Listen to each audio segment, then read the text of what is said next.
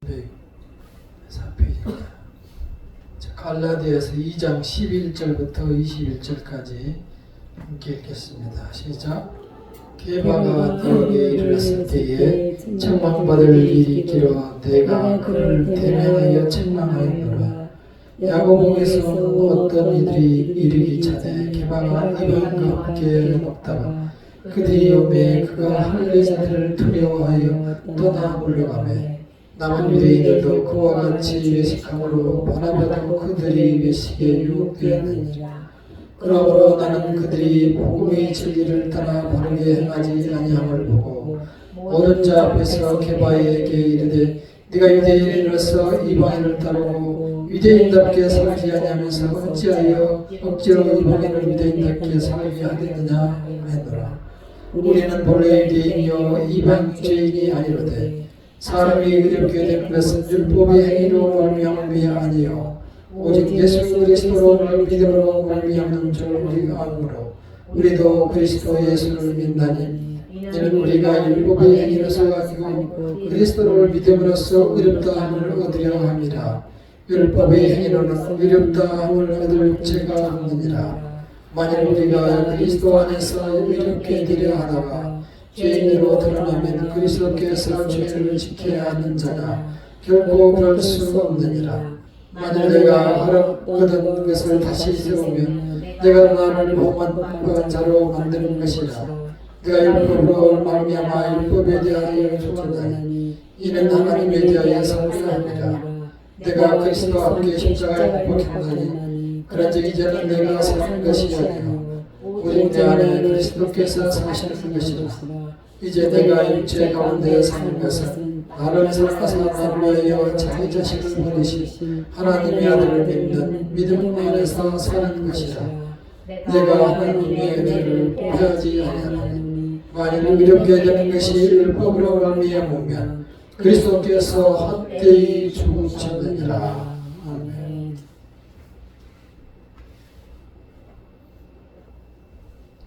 우리가 태어난 환경이 다르고 또 태어난 부모가 다르지만 우리는 부모의 영향과 환경의 영향을 엄청 받으며 이 세상을 살아갑니다. 내가 북한에서 태어났으면 지금 이렇게 평안하게 하나님께 예배를 드릴 수 있었겠느냐? 불가능하죠. 있을 수 없는 일이죠. 또 북한에 또는 아프리카에서 태어났으면 이런 아파트와 같은 좋은 환경에서 살 수 있었겠느냐? 불가능한 일입니다. 우리는 어떠한 상황이든지 주께서 나에게 주신 은혜 또한 삶에 대한 감사와 행복을 찾을 수 있어야 합니다. 이렇게 우리가 오늘날 환경의 영향, 부모의 영향, 사회의 영향을 받으며 살아가는데 그 생이 길지도 않고 또한 그 생이 화려하지도 못하고 주님 앞에 감사하지도 못하며 세상에 밀려서 살아가는 경우가 참 많이 있습니다. 이렇게 저렇게 살다 보면 이렇게 세월이 지남을 느끼게 됩니다. 오늘은 제가 48년 만에 고등학교 때 모셨던 그 전도사님을 만났는데 참으로 오랜 시간이 48년이라는 시간이 지났죠. 근데 알고 보니 여태까지 이 주변에서 살고 있었어요. 저도 이 주변에 살고 있었지만 그분도 여태 이 주변에 살고 있었습니다.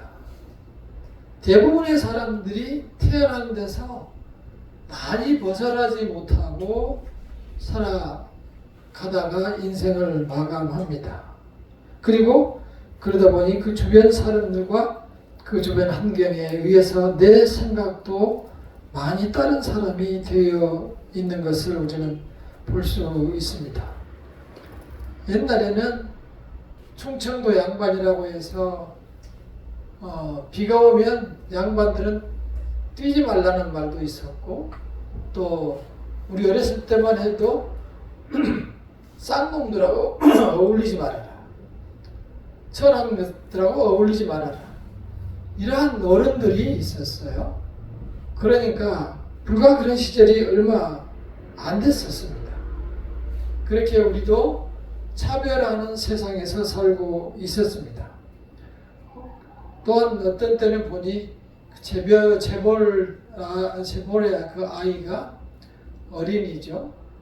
그 어린이들이 오뎅을 먹는 것을 보고 저게 사람이 먹는 것인지 처음 알았다, 이런 얘기를 하는 것을 매스컴에서 본 적이 있습니다. 어떤 사람은 태어나 보니 이스라엘이었고, 어떤 사람은 태어나 보니 이슬람 나라에서 태어났습니다. 자, 그 사람들은 대대로 전통을 따르며 그 사회를 따라서 살아갑니다. 그래 지금 오늘 말씀을 읽으셨으면 어느 정도 이해가 가는데, 교인들 사이에서 갈등이 일어나고 있어요. 갈등이 일어나는 원인은 이스라엘에서는 대대로 자자손손이 율법을 지키면서 살아왔는데, 어느 날 갑자기 그 율법을 안 지켜도 된다라는 사람들이 생겨나서, 종교가 생겨나서 온통 사회가 시끄러워졌습니다. 그러다가 이제 교회 내의 성도들 간에도 서로에게 갈등이 되었습니다. 자, 새로 생긴 성도들 간에 그 갈등의 내용이 그런 것들입니다. 이방인들하고 밥을 먹어도 되느냐? 그러니까 하나님을 믿지 않는 사람들하고 밥도 먹지 말라는 거죠. 상종을 하지 말아야 되는데, 그러한 문제로 이제 발단이 되는 것을 볼 수가 있습니다. 자, 우리가 이러한 문제를 원인이 어디서 생겼는지, 우리가 어떻게 극복하고 나가야 하는지를 말씀을 통해서 은혜를 나눠보고자 합니다. 자, 이스라엘 백성들은 오로지 하나님만을 믿고 하나님의 정해주신 율법을 따라서 살아왔고, 그 율법은 매우 엄격했습니다. 매우 엄격하게 안식일을 지키고 8일 만에 태어나면 8일 만에 할례를 하고 돼지고기 같은 것을 먹지 않고 이방인과 상종하지 않고 식사도 하지 않으면서 이제 그러한 철저한 율법의 생활을 해왔습니다. 오늘 말씀에 나오는 것은 어느 날 이 베드로 사도가 이방인들하고 식사를 하다가, 베드로 사도가 이방인하고 식사를 하고 있는데 갑자기 사도 바울이 들어가니까 화장실 가는 척하면서 일어나가지고 슬쩍 빠져가지고 도망을 가버렸어요. 왜냐? 이방인하고 식사를 하고 있었거든요. 그걸 사도 바울한테 들킨 거죠. 그러니까 그것을 이제 사도 바울이 봤어요. 그러니까 사도 베드로가 누구죠? 예수님의 제자잖아요. 살짝 도망을 갔습니다. 나중에 사도 베드로가 교회에서 많은 사람들이 모인 데서 베드로 일어서라고 해가지고 여기 지금 말씀처럼 대놓고 면박을 줬어요. 어떻게 당신이 복음을 믿는 사람이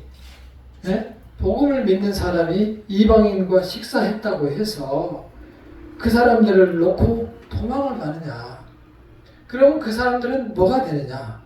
왜냐, 그 사람들이 베드로를 만나고 사귀게 된 것은, 식사를 같이 하게 된 것은 이제 예수를 처음 믿게 됐기 때문에, 예수님을 통해서 모든 율법이 다 없어지고 다 이제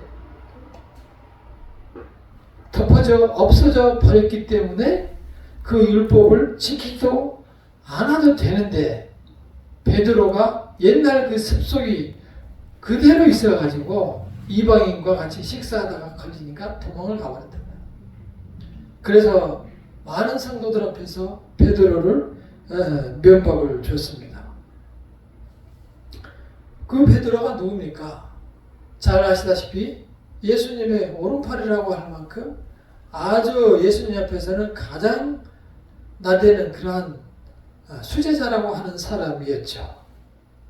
그리고 예수님께 능력을 받아서 수많은 질병 환자들을 고치고 또 아시다시피 감옥에 차고를 채워서 묶어놨는데도 나와버리는 천사와 같은 사람이었어요. 그렇게 예수님을 만나서 능력으로 발휘했고 물 위를 걸었던 사람 아닙니까? 예수님을 따라서 물 위를 걸었던 그 사람이 이 율법 그 전통에서 관습에서 벗어나지 못해서 이 큰 실수를 범한 것을 볼 수 있습니다. 우리는 그래서 하나님을 마음으로 모시지 못한 삶이 어떠한 결과를 가져오는가를 우리는 잘 눈여겨봐야 합니다. 마음속에 하나님을 모시지 못하고 행동으로만 믿으려고 하면은 이러한 큰 어려움과 전통에서 빠져나오지 못하고 큰 죄를 범하는 결과를 맞게 되는 것입니다. 우리가 어떠한 나에게 준 직책, 집사냐, 권사냐, 장로냐, 목사냐 이러한 직책으로 하나님을 섬기려고 하면은 이러한 사태가 발생할 수 있습니다.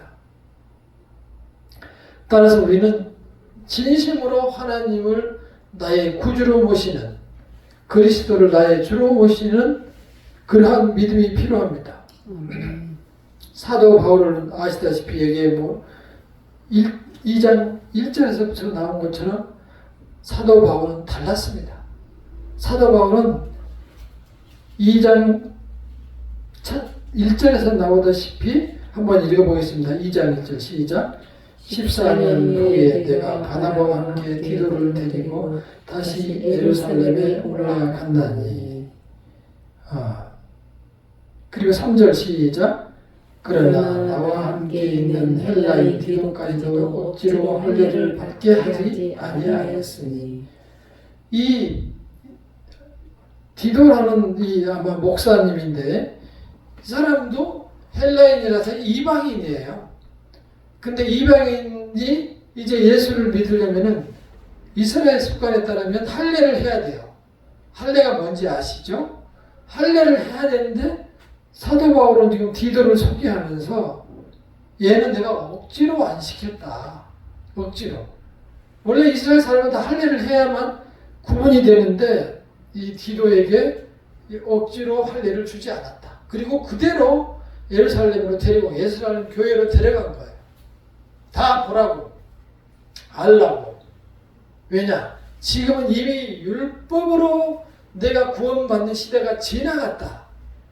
이거를 보여주기 위해서 사도 바울은 디도를 할례를 하지 않은 상태에서 예루살렘으로 데려간 거예요. 우리는 이러한 전통에 사로잡혀서 신앙생활을 하는 것이 얼마나 무익한가라는 것을 잘 깨달을 수 있어야 합니다. 그리고 이제 그런 틈새를 이용해서 사람들이 어떤 이제 이단이 생겼냐면은 아니야. 그래도 옛날처럼 할례라든가 율법을 지킬 건 지키고 또 예수님도 믿고 이렇게 해야 되는 거야 라고 하면서 꼬시고 유혹하는 사람들이 또 이제 별도로 생겼어요. 그렇게 해야만, 그렇게 해서 다시 이제 옛날로 돌려버리려고 하는 그런 이단들이 생겼던 거죠. 가만히 들어온 사람들이라는 것은 그러한 사람을 얘기하는 거예요. 그러니까 우리의 마음속에 진심으로 우리가 하나님을 받을 수 있어야 합니다. 하나님의 사람으로 거듭날 수 있도록 우리 자신을 돌아볼 수 있어야 합니다. 우리가 전도를 해보면 알다시피 말씀을 전해도 사람들이 관심이 없고 듣지를 않고 고개도 안 들고 이해도 안 하고 공감도 하지 않아요. 쉽게 대답을 안 해요. 그래서 너무 전도하기가 어렵다. 이런 생각을 종종 하게 됩니다. 당연히 그럴 수밖에 없습니다. 에베소서 2장 8절에 보니까 너희는 그 은혜에 의하여 믿음으로 말미암아 구원을 받았으니 이것은 너희에게서 난 것이 아니요 하나님의 선물이라. 이 믿음이라는 것이 하나님께서 우리에게 선물로 주신 거예요. 우리한테서 난 것이 아니고. 그러니까 그분이 말씀을 믿지 않는 것은 하나님이 선물로 주시지 않으니까, 그 믿음을 선물로 주지 않으니까 그 사람에게는 믿음이 안 생겨서 못 믿는 거예요. 내가 잘못 전해서 그런 것이 아니고, 내가 믿음이 부족해서 그런 것이 아니고, 그 사람에게는 하나님께서 준 선물이 없어요. 그러니 무슨 말을 하냐고 됐다고 이렇게 얘기를 하게 되는 거죠. 그러니까 믿는 사람과 안 믿는 사람은 사실상 천지 차이인 거예요. 완전히 다른 사람이에요. 완전히 다른 사람이에요. 우리는 그러한 믿음의 관계를 잘 아셔야 합니다. 그래서 은혜에 의하여 믿음으로 구원받았으니 이것이 하나님의 선물이다. 우리는 내가 진짜 부족하지만 믿음을 가지고 있다고 하면은 그 믿음은 하나님께서 주신 것이라고 생각하고 그 믿음을 꽉 붙잡고 이 세상을 살아가야 해요. 세상에 많은 사람들이 교회를 어떻게 다녀야, 예수를 어떻게 믿어야 한다고 당신은 뭐 때문에 안 되고 아직 멀었다라고 지적을 할지라도 내 마음속에 하나님을 잘 붙잡고 있으면 그러한 형식적인 믿음이 아니라 진정한 하나님께서 주신 은혜로 말미암아 내 자신이 거듭나서 감사의 생활로 삶을 살아갈 수 있게 되는 거예요. 우리가 그러한 하나님의 은혜를 생각하고 감사함으로 이 세상을 남은 인생을 살아가시기를 바랍니다. 자, 그렇다면 어떻게 우리는 그 율법적 신앙을 이겨낼 수 있을까? 그 형식적인 삶을 어떻게 우리가 벗어날 수 있을까? 오늘 중요한 20절 말씀을 2장 20절 말씀을 다시 한번 읽어보겠습니다. 2장 20절 시작. 내가 그리스도와 함께 십자가에 못 박혔나니 그런즉 이제는 내가 사는 것이 아니요 오직 내 안에서 그리스도께서 사시는 것이다. 이제 내가 육체 가운데 사는 것은 나를 사랑하사 나를 위하여 자기 자신을 버리신 하나님의 아들을 믿는 믿음 안에서 사는 것이다. 내가 어떻게 했다? 그리스도와 함께 십자가에 못 박혔다. 이 얘기는 그리스도와 함께 죽어버렸다는 뜻이에요. 그러면 이제 이런 얘기도 할 수 있어요. 아니 지금 그리스도가 죽은 지가 2000년이 넘었는데 나는 지금 이제 50살도 안 됐는데 어떻게 그런 일이 있을 수가 있겠느냐. 예수님은 태어날 때부터 사람이면서 하나님이셨어요. 예수님이 잉태할 때 어떻게 했죠? 아버지 없이 성령으로 잉태했어요.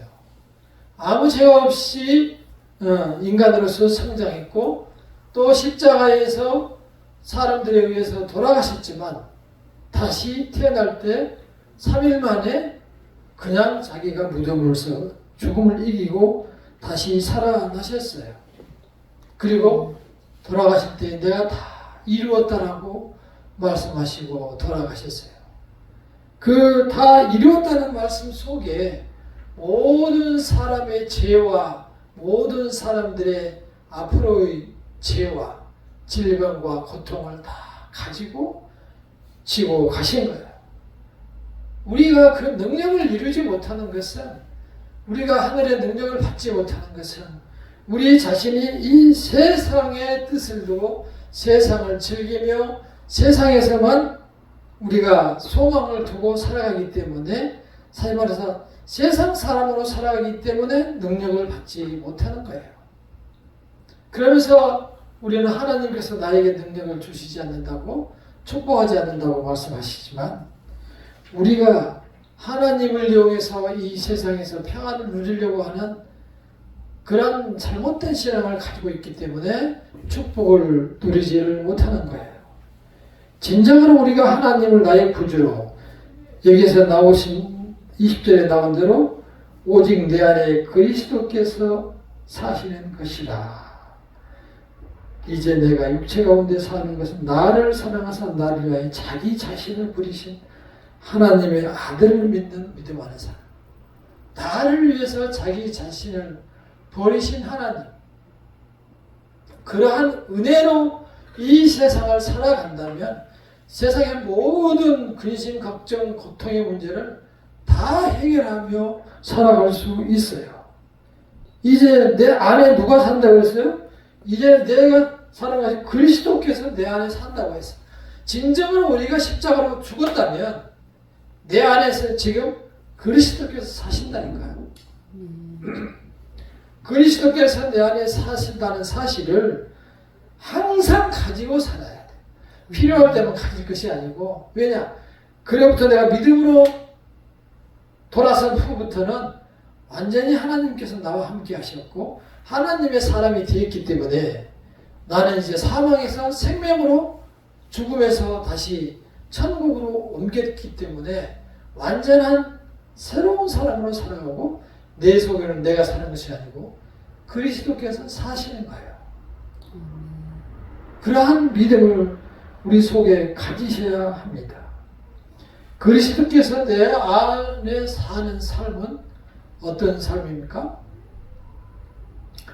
시편 1편 1절에서 나온 것처럼 복 있는 사람은 악인의 길을 쫓지 아니하며 죄인의 길에 서지 아니하며 오만한 자의 자리에 앉지 아니하고 오직 여호와의 율법을 즐거워하여 그 율법을 주야로 묵상하는 자로다.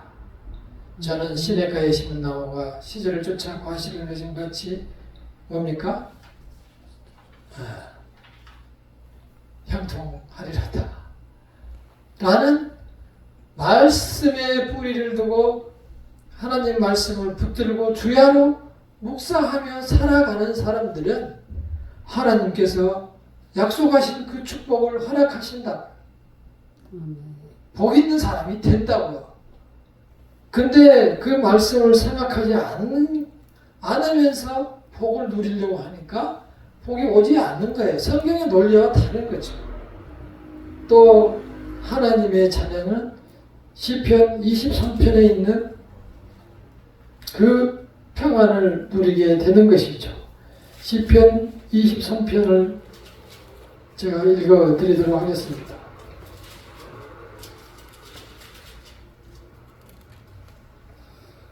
여호와는 나의 목자시니 내게 부족함이 없으리로다. 하나님께서 나의 목자가 되시니 사람이 아니고 하나님께서 나를 이끌고 다니시는 목자가 되시니까 무슨 부족함이 있겠어요? 하나도 부족함이 없어요. 전혀 없어요. 사람이 한다면 때로 다른 사람이나 아니면 짐승이 오면은 양을 뺏길 수도 있지만 완전하신 하나님께서 인간을 창조하시고 모든 양도 창조하시고 모든 죽음에서 우리를 구원하시는 하나님이 나의 목자가 되시는데 무슨 염려를 하냐고요. 부족함이 전혀 없어요.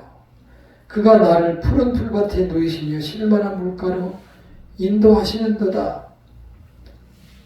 내가 배고플까 봐서 먹을 것이 풍부한 풀로 인도하시고 또 많이 먹으면 물이 목마를까 봐서 실만한 물가로 인도하시고 내 영혼이 말랐을 때 나를 다시 소생시켜서 자기 이름을 위하여 의의 길로 인도하시다.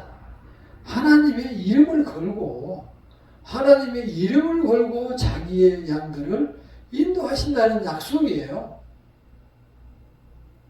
그러니 하나님께서 목자가 되는 사람은 아무리 상황의 음침한 골짜기로 헤맬지라도 전혀 두려울 것이 없는 거예요. 우리는 이러한 하나님을 나의 목자로 모시고 사는 삶을 살아갈 때 이 세상의 유혹과 모든 형식과 절차에 얽매이지 않고 주님의 거듭나는 사람으로 살아가는 것입니다. 우리가 이 세상에서의 명예와 가진 것과 또한 배운 것과 모든 것들이 우리를 때로 괴롭게 하기도 하지만 그런 것들을 능히 이길 수 있는 믿음은 내 자신이 목자가 하나님이다. 이러한 믿음으로 살아갈 때 우리는 내 자신이 이겨낼 수 있습니다. 그래서 내가 고린도전서 15장에 있는 우리의 약속을 한번 읽어드리도록 하겠습니다. 15장 20절에 고린도 15장 20절에 그러나 이제 그리스도께서 죽은 자 가운데서 다시 살아나사 잠자는 자들의 첫 열매가 되셨도다. 우리에게 또 한 가지 이제 소망은 그리스도께서 잠자는 자들의 첫 열매가 됐다는 게 무슨 말씀이죠? 죽은 사람들 중에서 다시 태어난 사람, 다시 부활한 사람 중에 첫 열매가 본보기로 되어 주신 거예요. 자, 그렇다면은 두 번째 열매, 세 번째 열매도 계속 열릴 수 있다는 것을 말씀해 주시는 거예요. 그 두 번째 열매, 세 번째 열매가 바로 우리들이 되는 것이에요.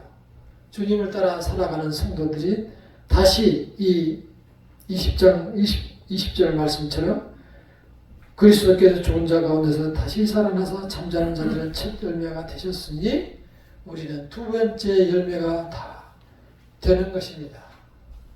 이러한 소망으로 이 세상을 이겨낼 수 있어야 합니다. 이제 말씀을 줄여 나가도록 하겠습니다.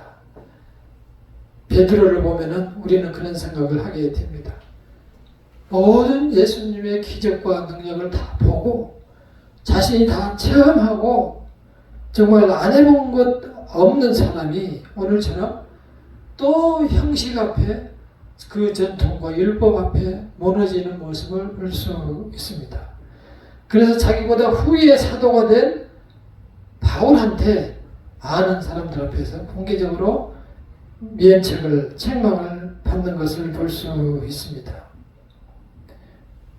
우리 인간은 한없이 약하다는 것을 볼 수 있습니다.